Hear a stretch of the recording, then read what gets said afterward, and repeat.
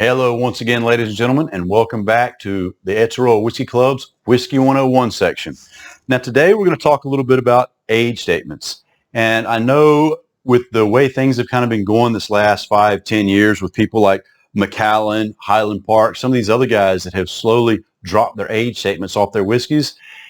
And it seems they try to push this flavor profiling situation that age doesn't necessarily mean so much, when in fact age means an awful lot, and it tells you a lot about what's in this bottle.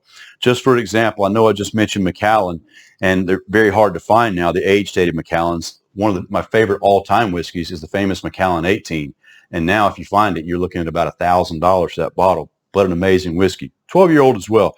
But anyway, so your age statements tell you how long the whiskey has been maturing in that barrel, a barrel like this. So in this case, when you see 12, 18, 25, whatever the case may be, that number tells you how long that spirit's been sleeping and maturing in this barrel. So what happens is, as it's sleeping and maturing in that barrel, it's having a reaction with the wood. So it's passing in and out of the wood. The barrel's going to be charred a bit and have that charcoal interior there. And as it passes in and out of that charcoal, acts as a filter, picks up those beautiful flavors from the wood itself, and also the coloring. So when you've had something maturing in a sherry cask, you're going to get a much darker color. When you've had something maturing in an American oak cask, you're going to get a much lighter color. So say you've got a 12-year-old matured in an American cask there, a 12-year-old that's been matured in predominantly sherry cask there, and you can see the difference in color. Now, we're going to touch on a bit later down the line with the 101 series about why and how that affects the flavors of the whiskeys. But again, the age statements, they do mean a lot. It tells you exactly how long. Actually, that's not true. I'm sorry for that. Not exactly. It tells you the minimum age. Minimum. Keep that in mind.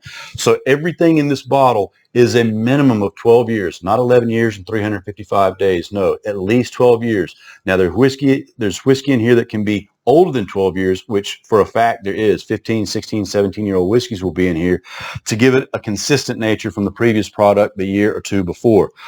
This, the little Bunnahabhain 18, again, the youngest whiskey in here, 18 years old. Could be 20, 21, 22-year-old whiskey in there as well, but definitely nothing under 18. Glenfarclas 25, the exact same.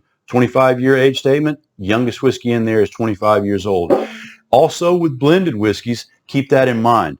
If you see an age statement 21, 17 years old, the minimum, whether it's the grain or the single malt, again, is that 17, 15, 21, whatever that age statement is. So keep that in mind. Age is very, very important. Good luck with that, and until next time, ciao.